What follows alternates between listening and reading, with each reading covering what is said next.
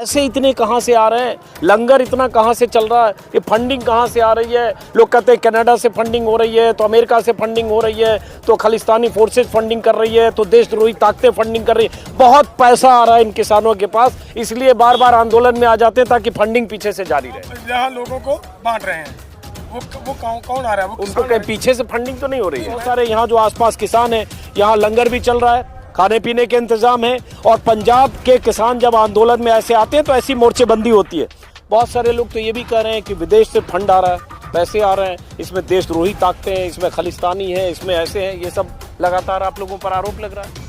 आप ये नहीं बता रहे करोड़ों आ कहाँ से रहे हैं? अरे भाई मैं किस रूट से आ रहे हैं? हवाला से आ रहे हैं, कैश में आ रहे हैं, काइंड में आ रहे हैं, सीधे अकाउंट में ट्रांसफर हो रहे हैं, ट्रैक्टर में आ रहे हैं। ये मीडिया वाले सब जानना चाहते हैं। नेशनल का एक वीडियो वायरल हो रहा है डल्लेबाल साहब, जिस वीडियो में आपने कहा है कि मोदी का ग्राफ राम मंदिर के बाद बहुत ऊपर जा रहा था, तो उस ग्राफ को नीचे करने के लिए ये सब हो रहा है। यहाँ से हरियाणा का बॉर्डर शुरू होता है।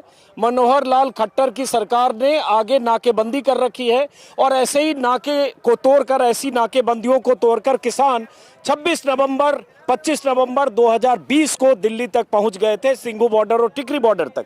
इसलिए इस बार उस नाकेबंदी में सुरक्षा बलों की 50 कंपनियों की तैनाती है, और ऐसी कीलबंदी, किलेबंदी, मल्टीलेयर बैरिकेडिंग, सीमेंट के बड़े बड़े बोल्डर, कंक्रीट के बड़े बड़े ब्लॉक रखे हैं कि किसी सूरत में इस बार वो ना पहुंच पाए किसान, जो तब पहुंच गए थे। लेकिन 26 महीने बाद, दिल्ली से लौटने के 26 महीने बाद किसान फिर यहाँ, जहां मैं हूं, यहां से 2-2.5 किलोमीटर तक पीछे ट्रैक्टर की कतारें, 4-5 ऐसी कतारें हैं। और ऐसी कतारें मैंने सिंघू बॉर्डर और टिकरी बॉर्डर पर लगातार 13 महीने तक, 378 दिनों तक देखा, क्योंकि मैं लगातार कवरेज कर रहा था। वापस लौटते हैं डल्लेवाल साहब। बहुत सारे यहाँ जो आसपास किसान हैं, यहाँ लंगर भी चल रहा है, खाने पीने के इंतजाम है। और पंजाब के किसान जब आंदोलन में ऐसे आते हैं तो ऐसी मोर्चेबंदी होती है। बहुत सारे लोग तो ये भी कह रहे हैं कि विदेश से फंड आ रहा है, पैसे आ रहे हैं, इसमें देशद्रोही ताकतें हैं, इसमें खालिस्तानी है, इसमें ऐसे हैं। ये सब लगातार आप लोगों पर आरोप लग रहा है। अंजुम जी, आप बहुत अच्छी बात कही आपने। आरोप लगा रहे हैं जो हमारे ऊपर है। आप दिल्ली से आए हो चलकर इसको कवर करने के लिए, आप इसके ऊपर थोड़ा ध्यान दीजिए, काम कीजिए। मेरा निवेदन आपको कि एक एक ट्रॉली को आप चेक करवाइए, आप आपके कैमरे की आंख से चेक करवाइए इसको, ताकि सरकार को पता चले कि हमारी ट्रॉलीज के अंदर कितने आतंकवादी हैं, कितना हमारे यहाँ पे जो सरकार के लिए आपत्तिजनक लगता हो वो कितना मटेरियल मिलता है। ये सरकार पहले भी, पिछले आंदोलन में भी हमें आतंकवादी भी कहती रही, हमें विदेशी फंडिंग ले रहे हैं वो भी कहती रही। लेकिन मैं स्पष्ट करता हूँ, आज तक यहाँ पे किसी तरफ से कोई फंड ना लिया गया है, ना आया है। एक सवाल ये उठता है ना कि संयुक्त मोर्चा, जिस मोर्चे ने घेराबंदी की थी तब 26 नवंबर 2020 को, और वो 378 दिन आंदोलन चलाया, जिस आंदोलन के सामने सरकार को घुटने टेकने पड़े और कहना पड़ा प्रधानमंत्री को हमारी प्रतिज्ञा में कमी रह गई, मुट्ठी भर किसान को हम समझा नहीं पाए, वो मोर्चा बिखर गया। उसके बहुत सारे नेता अब इससे अलग हैं, चाहे वो राजेवाल हो, चाहे चढ़ूनी हो, चाहे राकेश टिकैत हो, चाहे दर्शन पाल हो, चाहे जोगिंदर सिंह ओगरा हो, दर्जनों नेता। और एक नया मोर्चा बना जिसमें एक के चेहरे अगुआ आप हैं, संयुक्त मोर्चा राजनीतिक, एक किसान मजदूर मोर्चा जो सरवन सिंह पढ़ेर, और उसके साथ बहुत सारी जत्थेबंदियां। तो ये मोर्चे में अलग अलग अलगाव हो गया। लोग इसको देख रहे हैं कि ये क्या हो गया। लड़ाई अगर एक थी तो ये बिखराव हो गया। देखिए, विचारधारा का जो अंतर रहेगा, अगर पहले देश की एक ही ऑर्गेनाइजेशन बनी थी और विचारधारा के लोगों की जब अपनी अपनी विचारधारा का मामला आया तो उन्होंने अलग अलग ऑर्गेनाइजेशन बनती गई। पिछली बार जब आंदोलन हुआ, उग्राहा साहब एसकेएम का हिस्सा नहीं थे, वो भी अलग बैठे थे, टिकरी पर थे, अलग बैठे थे। हाँ। लेकिन एसकेएम की मीटिंग में आते थे। वो पंदेर साहब वो अलग बैठे थे। हाँ, एसकेएम की बैठक में भी नहीं आते थे। हाँ, वो नहीं आते। लेकिन आंदोलन तब भी लड़ा गया, तब भी उन्होंने लड़ा। लेकिन मामला ये है कि ये जो आपको दिख रहा है, आप ईमानदारी से आप चेक कर रहे हो, देखना, आपने रात शाम को मुझे बताना, देश को बताना कि क्या यहाँ पे जिस तरीके से लोगों की पार्टिसिपेशन हो रही है, जिस तरीके की गाँव में जागृति आ रही है।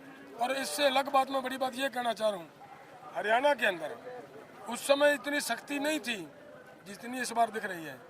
इसलिए कि उस बार आप तोड़ के सब चीज बैरियर हटा के पहुंच गए थे, तो इस बार उन्होंने इंतजाम किया, ना पहुंच पाए। अंजुम जी, मैं और भी बात कर रहा हूँ, होता है ना, दूध का जला छाछ फूंक कर पीता है। हमें सड़कों पे रोक लें, हाँ। अपनी बैरिकेडिंग कर सकते हैं। उन्होंने क्या कर रखा है, हमारे गांव में बैठे जो किसान भाई हैं उनको गांव में घेर रखा है, एक एक गांव में पुलिस लगाकर लोगों को घेर रखा है। इसका मतलब ये है कि आंदोलन की आहट, आंदोलन की सुगलाहट हर गांव में हरियाणा के अंदर वो दिख रही है इनको। तो आंदोलन लोग लड़ते हैं, हम नेता नहीं लड़ते। आंदोलन तो लोगों ने लड़ना होता है। लोग अब आप देख लीजिए, गैर राजनीतिक सोच के साथ लोग आज भी आंदोलन लड़ रहे हैं। लेकिन जैसे जैसे डल्लेवाल साहब, परसों जोगिंदर सिंह उग्राहा की तरफ से, मैं मानता हूँ बहुत बड़ा संगठन है पंजाब का उनका, और टिकरी बॉर्डर पर हजारों लोग उनके थे, महिलाएं भी बहुत उस जत्थेबंदी में है।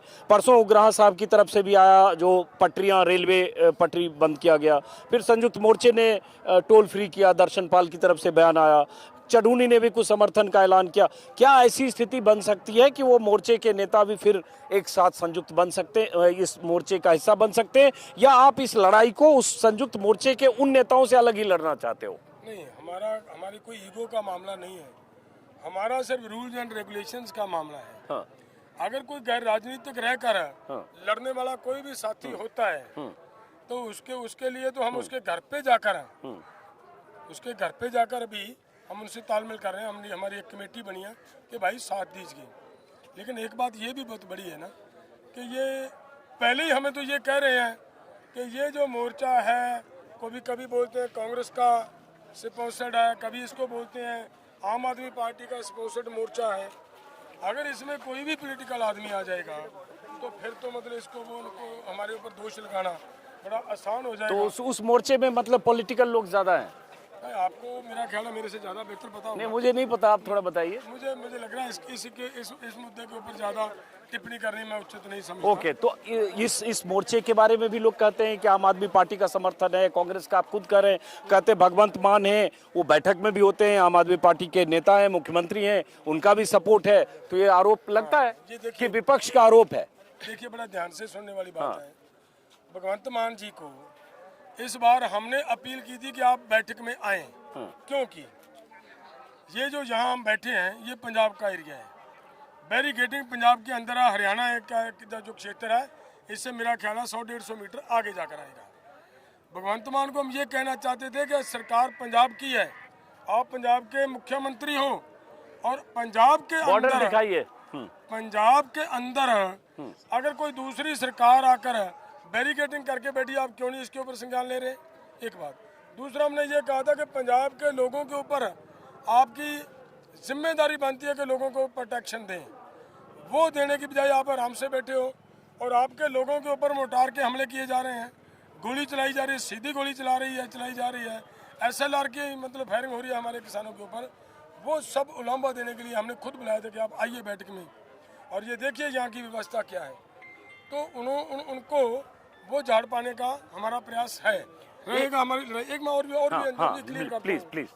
जब हम पंजाब सरकार के खिलाफ लड़ते हैं तो पंजाब वाले कहते हैं आप बीजेपी के प्रति सॉफ्ट कॉर्नर में हो। अगर हम बीजेपी के खिलाफ आज पंजाब सेंट्रल गवर्नमेंट के खिलाफ लड़ रहे हैं, मेरा बीजेपी के साथ कोई लड़ाई नहीं है, हमारी लड़ाई है सरकार के साथ, केंद्र की सरकार के साथ। अगर जो पार्टी की वहाँ पे सत्ता में होगा वो हमें दूसरा बताएगा। अगर आज सत्ता में बीजेपी है तो वो हमें कांग्रेस का भी कहेंगे, आम आदमी पार्टी का भी कहेंगे। आपका एक वीडियो वायरल हो रहा है डल्लेवाल साहब, जिस वीडियो में आपने कहा है कि मोदी का ग्राफ राम मंदिर के बाद बहुत ऊपर जा रहा था, तो उस ग्राफ को नीचे करने के लिए ये सब हो रहा है। नहीं, ये बात थोड़ी आप मैंने उतना ही वीडियो देखा जो ट्विटर पर वायरल हो रहा है, जिससे लग रहा है कि आपको कई सुपारी दी गई है कि मोदी के ग्राफ को डाउन करना है, जो राम मंदिर से ऊपर उठ गया, विपक्ष ने सुपारी दे दी। ऐसे ही सारे चैनल चला रहे, पता होगा आपको। अंजुम जी, बहुत इंपॉर्टेंट बात इसमें ये देखने वाली है कि भाई वो तो इतनी लंबी वीडियो होगी, उसमें इतना सा पक्ष काट कर क्यों दिखाया जा रहा है? इसका मतलब उसकी सच्चाई कुछ और है, तभी उसको काट कर दिखाया जा रहा है। जो हकीकत क्या है, देखिए हमारे युवा हैं, सरकार हमें बार बार कह रही है कि अपने युवाओं को कृपया शांत रखें, और ये हमारी भी जिम्मेदारी बनती है कि हम अपने यूथ को ये कहें कि हमारा आंदोलन इम्पोर्टेंट है, जीतना बहुत ज़रूरी है। जीतने के लिए वही हमारा फार्मूला जो 13 महीने हम शांति से बैठकर वहाँ पे आंदोलन लड़ा गया, उसी तरीके से हम जीते हैं। इस समय जो मैं अब आपके माध्यम से भी कहता हूँ कि केंद्र सरकार इतनी ईगो में है कि एक तरफ तो हमें बुलावा दिया जा रहा है कि आप बातचीत में आए, और दूसरी तरफ हमारे यहाँ पे मोटार के हमले किए जा रहे हो, और हम हमारे यूथ से ये अनुमति ले रहे हों कि भाई हमें आप क्या इजाज़त देते हो बैठक में जाने के लिए, तो वो क्या किया जा रहा है वहाँ पे, मतलब मोटार का हमला करके कि इनको अनुमति ना मिले। नहीं, आप उस वीडियो मुझे बात पूरी करना, मैं उसी की बात कर रहा हूँ। तो हम उस समय ये कह रहे थे कि भाई शांत रहें, कृपया शांत रहें, आप शांत रहोगे तो जीतेंगे, नहीं तो हमारा जीतने का कोई सवाल नहीं है। जितनी ईगो है सरकार के ऊपर, सरकार के दिमाग में, वो आपकी बात ऐसे मानने वाली नहीं है।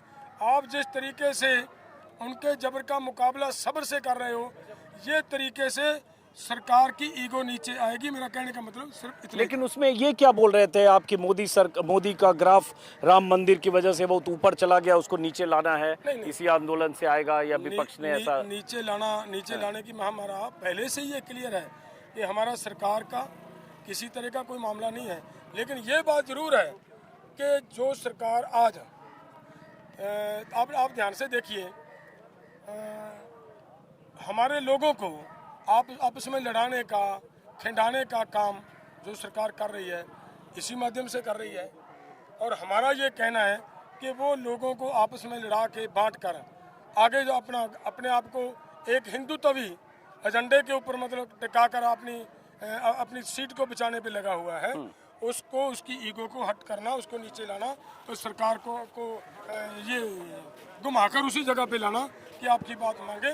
उसके लिए ज़रूरी है कि जब तक लोगों की सहमति आपके साथ, लोगों के साथ नहीं होगी, जब तक लोगों की सहमति आपके साथ नहीं होगी, तब तक आप जीत नहीं पाओगे। अब शांति से हमारे युवाओं ने वो सभी झेला, उसी की वजह से आप इतने लोगों की सहमति नजर आ रही है ना आपको। अब ये बताओ कि जैसे ये लोग जो चैनल पर और सोशल मीडिया पर भी बहुत सारे लोग ये दिखाते बताते हैं, थोड़ा पीछे की तस्वीर करण, थोड़ा पीछे की तस्वीर ऐसे दिखाना, ये सड़क पर, ये हाईवे पर, इस हाईवे का नंबर क्या है, कितने नंबर, NH44 माफ करें, NH44 पर ये 4 लाइन ट्रैक्टर यहाँ से लेकर 1-1.5 किलोमीटर तक है, और ये हजारों किसान भी होंगे, लंगर चल रहा है, खाना चल रहा है यहीं पर। अगर ये आंदोलन लंबा चला तो कहीं ऐसा न हो जाए जैसे सिंघू और टिकरी पर हुआ।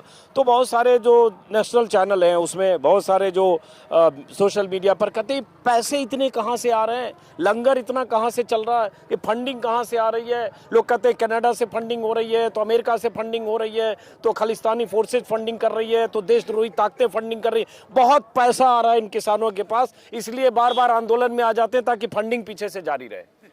अंजुम जी, मैं क्या बताऊं। अब मैं तो फंडिंग खोजने आ रहा हूं कि रखा हुआ कहाँ है। आप इसको कृपया, मैं आपसे फिर निवेदन करता हूं, एक एक ट्रॉली में आप घूमिए। ये अभी आप देख रहे थे ना, वो लड़के यहाँ पे किन्नू लेकर आए हैं और यहाँ लोगों को बांट रहे हैं। वो कौन आ रहा है? वो उनको कहीं पीछे से फंडिंग तो नहीं हो रही है? मैं ये कह रहा हूँ वो क्यों आ रहे हैं, मैं बताता हूँ, सुनिए ध्यान से। उनका किन्नू सड़क पे पिछले 2 दिन पहले, कुछ दिन पहले आपने देखा होगा, ट्रॉलियां रोड पे घेर कर उन्होंने, जब उनको बेचारों का लग रहा है कि हमारे वहाँ भाई बैठे हैं यार, हम उनको खाने के लिए दे दें, वो लेकर आ रहे हैं। इधर पीछे, आगे पीछे सभी देखना, आपको पता चलेगा कि जितने भी लंगर होंगे, कोई किसी गांव का लंगर है, कोई किसी गांव का लंगर है, कोई किसी गांव का लंगर है। ये जो लंगर की व्यवस्था हम करते हैं, उसके पूरे हमारा कल्चर है कि लंगर तो वो देंगे। मैं सरकार से सवाल पूछना चाहता हूँ। अब देखिए, जब केरला में वो बड़ा नुकसान हुआ, हड़् की वजह से हुआ, पंजाब के लोगों के लिए एक स्पेशल ट्रेन देती है सरकार कि आप वहाँ मदद करने के लिए। उस समय तो आतंकवादी नहीं दिखे सरकार को। जिस समय कोरोना का काल आया, पंजाब के गुरुद्वारों में, दिल्ली के अंदर जहाँ पे लोगों को ऑक्सीजन के सिलेंडर नहीं मिल रहे थे, गुरुद्वारा सिलेंडर प्रोवाइड करवा रहा था। उस समय तो नहीं कहा कि ये तो खालिस्तानियों के सिलेंडर जा रहे हैं। तो ये तो सरकार की अपनी मर्जी हुई ना।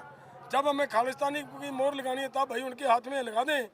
जब हमारे आप ये नहीं बता रहे करोड़ों आ कहाँ से रहे हैं? अरे भाई मैं किस रूट से आ रहे हैं? हवाला से आ रहे हैं, कैश में आ रहे हैं, काइंड में आ रहे हैं, सीधे अकाउंट में ट्रांसफर हो रहे हैं, ट्रैक्टर में आ रहे हैं? ये मीडिया वाले सब जानना चाहते हैं नेशनल चैनल पे। हमारा यहाँ पे एक भी पैसा फंडिंग ना हमारा कोई निशाना है, ना हमने इकट्ठा करना है, ना इकट्ठा करेंगे।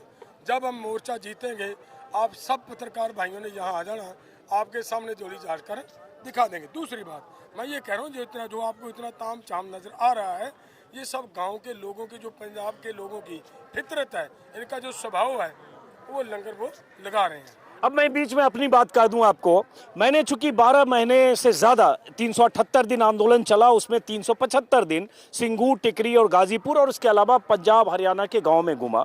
और मैं इसमें मानता हूं और मैं कायल हूं जिस ढंग से सिखों ने, सरदारों ने, गुरुद्वारों में जिस ढंग से लंगर चले और कोई भी आदमी भूखा न जाए। ये गुरुओं की कृपा, ये लोग गुरु नानक का जिक्र करते हैं और ये गुरुओं की कृपा और इनकी जो विरासत है उसका तरीका है, जिस ढंग से सरदार, सिख या पंजाब के लोग जिस ढंग से लोगों की मदद करते हैं। मैंने तो सिंगू और टिकरी पर जाने के मौसम में देखा, कंबल लेकर कोई आ रहा है, कोई परिवार दिल्ली का रहने वाला, पूरी फैमिली आ रही है, वो अपने हिसाब से किसी को रुमाल बांट रही है, किसी को अंगोछा, किसी को कंबल, किसी को चादर।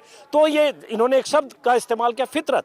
और मैं उस 12 महीने, 12.5 महीने में मैं तो कायल हो गया कि जिस ढंग से ये लोग समाज सेवा करते हैं। और उसी पर बदहजमी होती है कि ये कहाँ से आ रहा है, कौन पैसे दे रहा है, खालिस्तान से आ रहा है, पाकिस्तान से आ रहा है, किधर से आ रहा है। तो जिनको लगता है किधर से आ रहा है, वो पंजाब के गांव में जरा घूम कर देखे, उनको लगेगा किधर से आ रहा है। और उसके बाद कैसे लोग रास्ते में रुककर अपने खेत से जो फसल है उसका हिस्सा भी सड़क पर देने को आपको तैयार होते हैं। पश्चिमी यूपी में हमने देखा, लेकिन खासतौर से पंजाब में बहुत ज्यादा। और गुरुद्वारों का जिक्र किया, जहां मैं रहता हूं मेरे घर से आधा किलोमीटर दूर एक गुरुद्वारा है और मैंने देखा ऑक्सीजन सिलेंडर ही नहीं, वहां कोविड के समय 10-20 ऐसे बेड लगे थे जहां किसी को इमरजेंसी में आईसीयू की तरह ट्रीटमेंट किया जा सकता था। और ऐसे हजारों गुरुद्वारे हैं। इसलिए इल्जाम लगाने से पहले जरा गुरुओं का इतिहास और गुरुद्वारों का इतिहास, उसकी भूमिका और दुनिया भर में पढ़िए। और साथ में ये भी कि जब गुरु तेग बहादुर की पुण्यतिथि आती है तब प्रधानमंत्री नरेंद्र मोदी चले जाते हैं शीश नवाने, गुरुद्वारा रकाबगंज,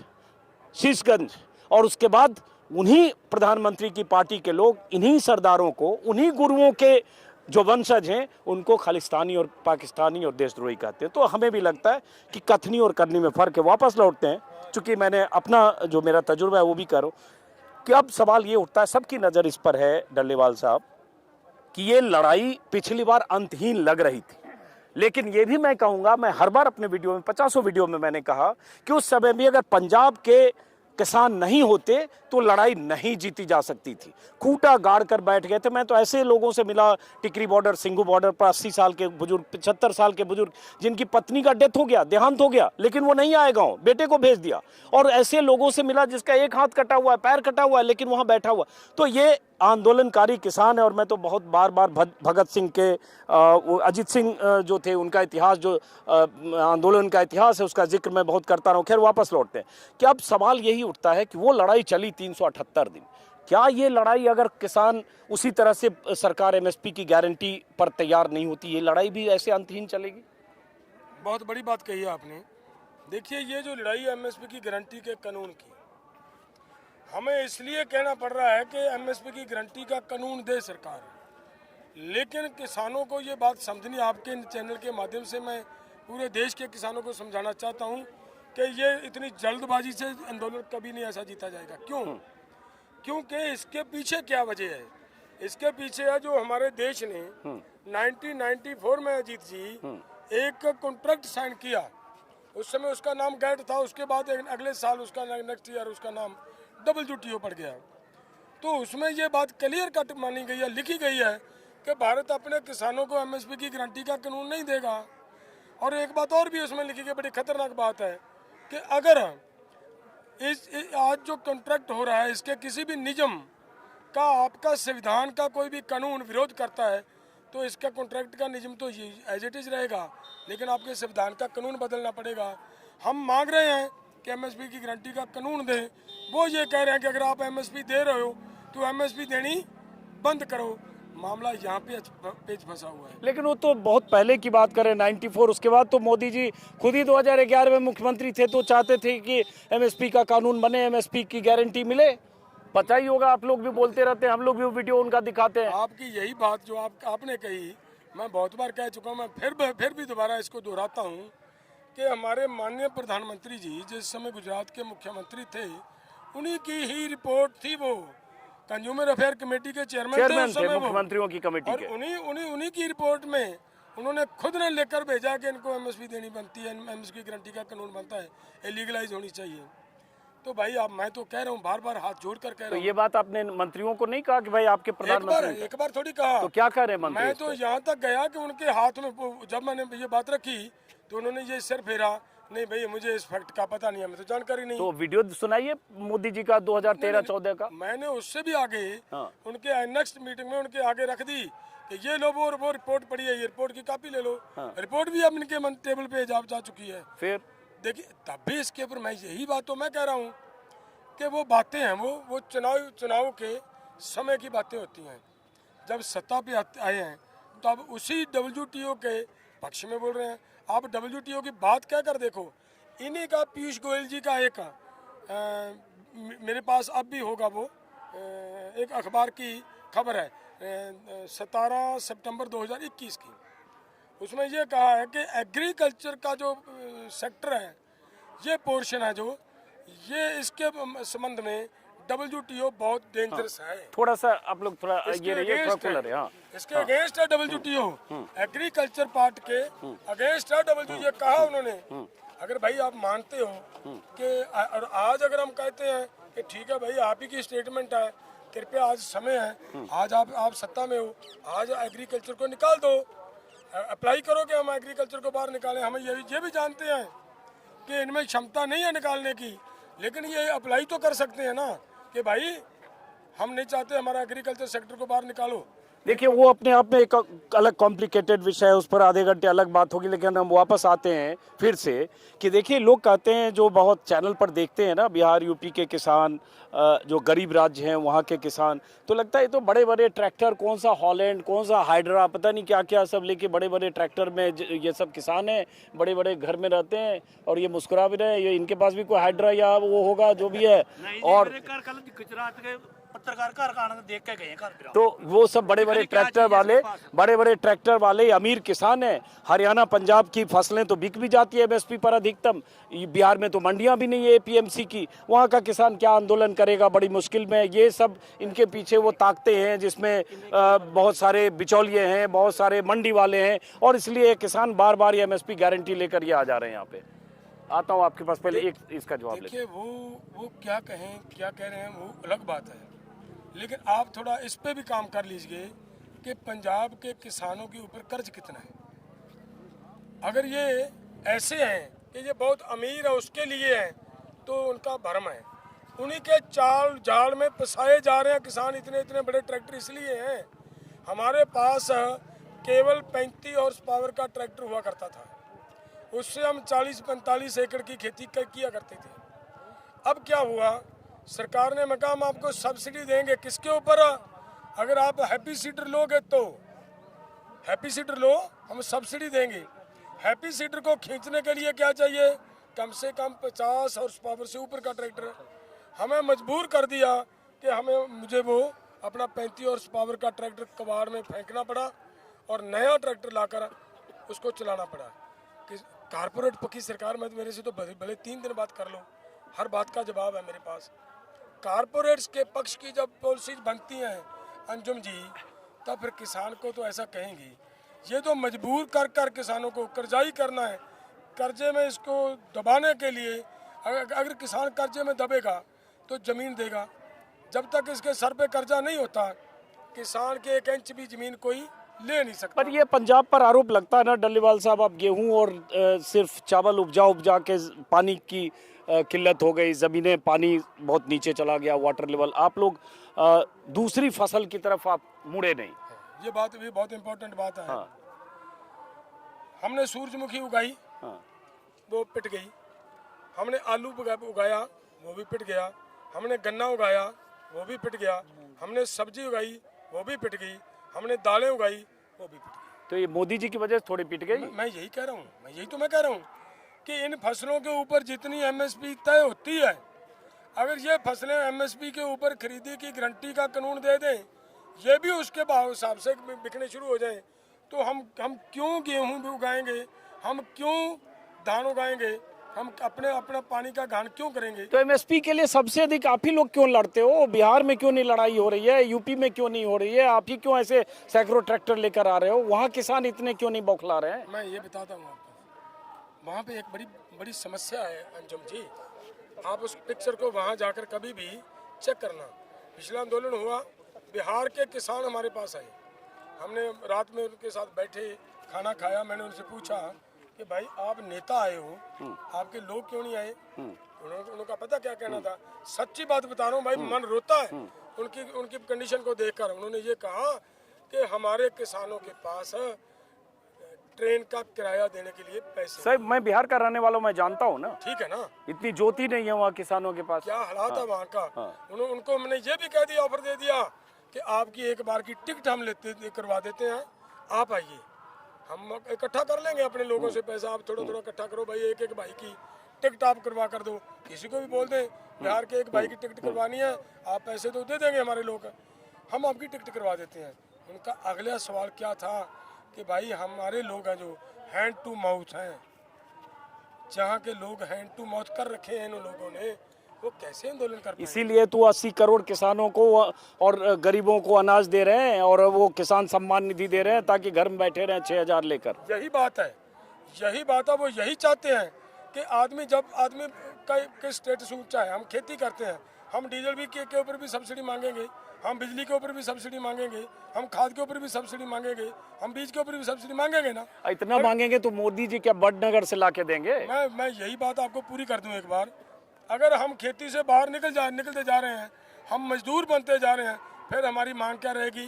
2 टाइम की रोटी दे दो भाई। वो दे रहे हैं, हमारे हाथ से ये पूरे का पूरा स्ट्रक्चर छीन कर हमें भिखारी बनाने के ऊपर वो तुले हुए हैं, उसी पर वो काम कर रहे हैं। आप कुछ कहना चाह रहे हैं बीच में? आपने एक बहुत बढ़िया बात डल्लेवाल साहब को कही कि बिहार के लोग क्यों नहीं लड़ते।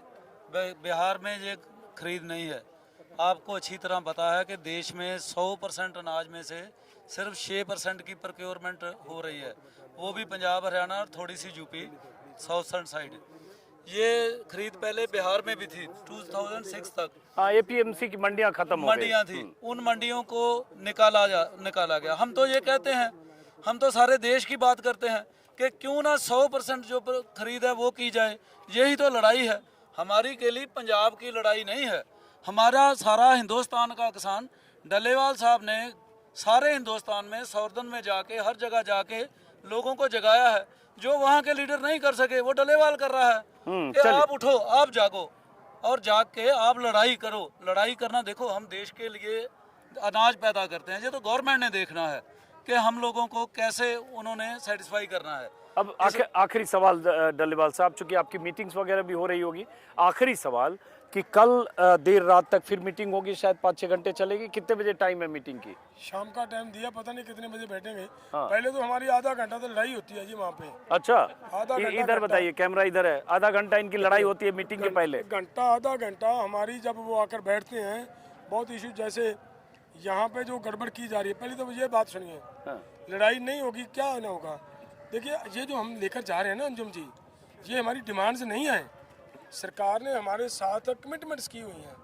भाई आपकी जिम्मेदारी बनती है, आपने कमिटमेंट की है, इनको पूरी करो, हम वापस अपने घर जाएं। तो लड़ाई किस बात पे लड़ाई होती इस बात पे होती है, ये देखिए, वो ये कहते हैं कि हम आपके साथ कमिटमेंट करते हैं, आपकी वोट ले लेंगे, लेकिन अगर आप उस कमिटमेंट को पूरा करवाने के लिए आओगे तो ये नहीं करेंगे, आपको आने नहीं देंगे। आपके ऊपर इतनी बड़ी बड़ी भारी शेलिंग करेंगे, आपके ऊपर इस तरीके से मोटार गिरेंगे, आपके युवाओं को गोली से मारेंगे, तो ये कौन सा लोकतंत्र है जी। इसीलिए हमारी लड़ाई होती है कि इसको पहले जवाब दो मुझे, क्योंकि आए दिन एक कोई ना कोई घटना घट जाती है तो फिर उसके ऊपर में हमारी चर्चा। देखिए एक बात और है, हाँ। यहाँ के जितने हमारे पत्रकार हैं, बहुत सारे पत्रकारों के ट्विटर, फेसबुक, यूट्यूब, उनके अकाउंट बंद कर दिए। अब मैं तो आया हूँ, आज मैं भी डरा हूँ कि एक आध वीडियो डाला तो मेरे भी न उड़ा दे। सभी किसान नेताओं फिर के क्या करेंगे? बड़ी मुश्किल से 17-18 लाख लोग उसको फॉलो करते, उड़ा देंगे खटाक से। वो मनदीप पुनिया, आपका भी शायद सस्पेंड हो गया हमारा भी या suspend उथेल्ड हुआ। हो गया, और पंडेर साहब का हो गया, कई पत्रकारों का हो गया। मैं भाई आज ही आया हूँ, अभी 2-4 दिन चलने देना, उसके बाद उड़ाना जब लौटेंगे तब। हाँ, मेरा कहने का मतलब ये है, ये क्या लोकतंत्र है? हर देश में जाकर हमारे माननीय प्रधानमंत्री जी ये कहते हैं कि वर्ल्ड का सबसे बड़ा डेमोक्रेसी, मदर ऑफ डेमोक्रेसी है। मदर ऑफ डेमोक्रेसी इंडिया है। अगर भाई मदर ऑफ डेमोक्रेसी में ये होता है कि लोगों की आवाज़ उठाने वाले ये पत्रकार, इनके आप ट्विटर उड़ा दोगे, इनके आप फेसबुक अकाउंट से उड़ा दोगे, और हमारे जो लोग बात लोगों की रख रहे हैं। आज तक अंजुम जी मैंने जितना भी बोला है, जितनी बार मैं वीडियो डाली है, कहीं पे भी मेरा भाषण है, पिछले आंदोलन में भी आप चेक कर लीजिए, एक भी आंदोलन की किसी भी प्रोग्राम में हमने कभी लोगों को उकसाने का आज तक वीडियो नहीं मिलेगा। मेरा ट्विटर अकाउंट उड़ाने का, मेरा इधर फेसबुक का अकाउंट उड़ाने का क्या मतलब है? आप मोदी जी जिंदाबाद एक बार रोज डाल दिया कीजिए, नहीं उड़ेगा आपका। वो मुश्किल है। आप कहेंगे मोदी का ग्राफ छोटा करना है। नहीं, मेरा मतलब ये है, वो ये बात है, मोदी जी जिंदाबाद की जो आपने बात कही है, अरे मोदी जी ये किसानों का ये काम करें। जिंदाबाद हमारे मुंह से कहलवाने की ज़रूरत नहीं है, पूरे देश का किसान कह सकता है। अगर किसानों को ऐसे पीटोगे फिर तो भाई किसान तो मुर्दाबाद। मोदी जी सबको गारंटी देते चलते, लगता है इस बार आपको गारंटी मिल जाएगी किसानों को मोदी जी की?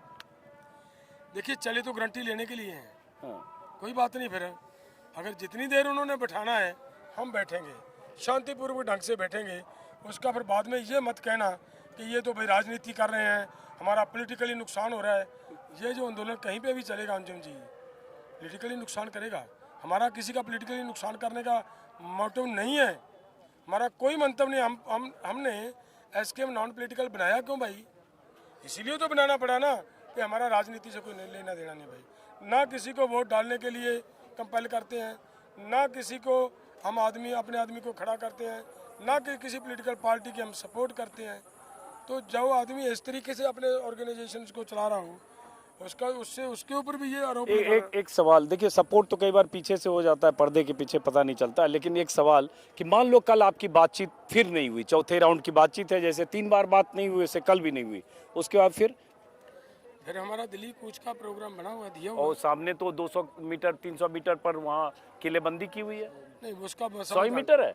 अच्छा, चलो, हाँ, हमने नापा नहीं ठीक से, अभी आए हैं हम लोग। उसका समाधान भी हो जाएगा। हाँ, उसका समाधान क्या समाधान होगा? देखिए, अभी समय से पहले इन बातों को बाहर निकाल, लेकिन हम उम्मीद करेंगे कि कोई ऐसी स्थिति ना आए कि वहाँ हिंसा और टकराव। ये नेता के तौर पर आपकी जिम्मेदारी हमारी है भी जिम्मेदारी कि चाहे वो जवान वो उधर जवान पर हमला हो या हिंसा का शिकार हो, चाहे इधर किसान हिंसा का शिकार हो, दोनों इसी भारत माँ के लाल है। देखिए, और किसानों के बेटे भी होंगे उधर जो ड्यूटी कर रहे वर्दी में। अंजुम जी, बहुत बड़ी बात कही है आपने। देखिए, किसी भी कारपोरेट का लड़का फौज में और पुलिस में भर्ती नहीं है, किसी भी नेता का लड़का पुलिस में और फौज में भर्ती नहीं है। वहाँ जितने भी हैं वो हमारे हैं। ठीक है, मेरा नहीं होगा तो इनका होगा, इनका नहीं होगा तो उनका होगा, किसी न किसी का तो है। और उधर से उन लड़कों को हमारे सामने कर रखा है, इधर से हमारी डिमांड है। और उनको तो जो ऊपर से आदेश होगा वो करेंगे, करना पड़ेगा। उनको मैं यही बार अंजुम जी, कल मैं ये यहाँ पे बोला हूँ, वो आपने मेरी वहाँ वीडियो उठाओ, आपको पता चल जाएगा कि मैंने क्या बोला है। मैंने यही अपील किया हमारे किसान भाइयों को, बच्चों को, कि देखिए वो भी हमारे हैं, उनका कसूर नहीं है।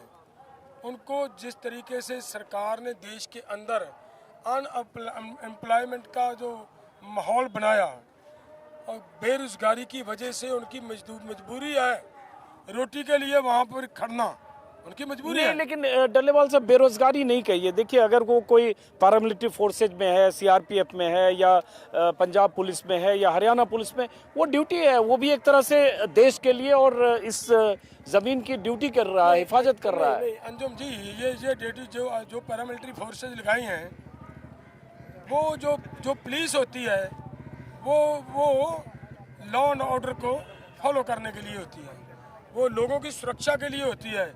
फोर्सेज होती हैं लोगों की सुरक्षा के लिए होती हैं, लोगों को मारने के लिए नहीं होती। किसी भी देश की फोर्सेज लोगों को मारने के लिए नहीं होती। लेकिन ये लोग, पॉलिटिकल लोग या ये सत्ता के भूखे लोग, उनको अपने पक्ष के लिए, अपने फायदे के लिए यूज करते हैं।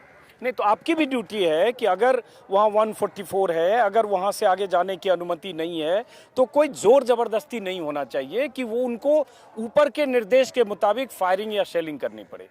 ये लगता है कि आप लोगों का भी फर्ज है। हम तो बहुत संयम से काम कर रहे हैं।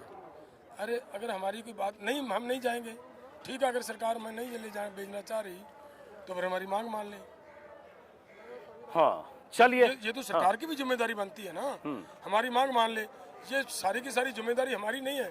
हाँ, ये कर सकती है सरकार कि हमें शांतिपूर्वक ढंग से वहाँ दिल्ली में एक जगह प्रोवाइड करवाएं, वहाँ जाने दें। अरे भाई, दिल्ली हमारी भी तो राजधानी है। केवल इन सत्ता में बैठने वाले उन कुछ लोगों की राजधानी थोड़ी है दिल्ली। जल्लेवाल साहब, इस पर 2 बार 3 बार हम पहले भी बात कर चुके हैं इंटरव्यू में। ये बताइए, सैकड़ों हजारों ट्रैक्टर लेकर आप दिल्ली में चले जाएंगे तो कहाँ चले जाएंगे ट्रैक्टर लेकर दिल्ली में? देखिए, ये बात है, मैं ये फिर कह रहा हूँ अंजुम जी, आपके माध्यम से, आपके चैनल के माध्यम से सरकार को मैं निवेदन करता हूँ कि हमारे साथ की कमिटमेंट्स को कृपया सरकार पूरा करे। हमारा कोई मकसद नहीं है किसी तरह का डिस्प्यूट, झगड़ा पैदा करना।